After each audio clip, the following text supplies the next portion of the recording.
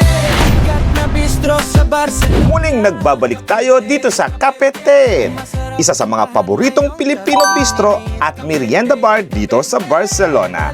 Kilala ang lugar na ito sa masasarap nitong pagkain at mga authentic na Pinoy flavors na talaga namang nakaka-homesick.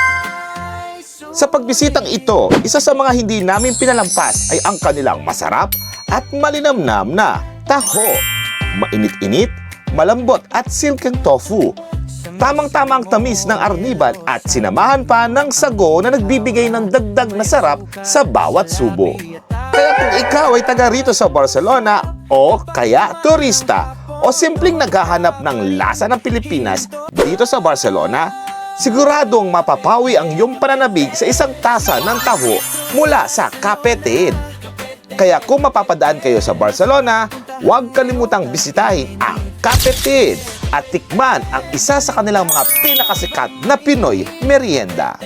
Hanggang sa susunod nating food trip, mga katambayan!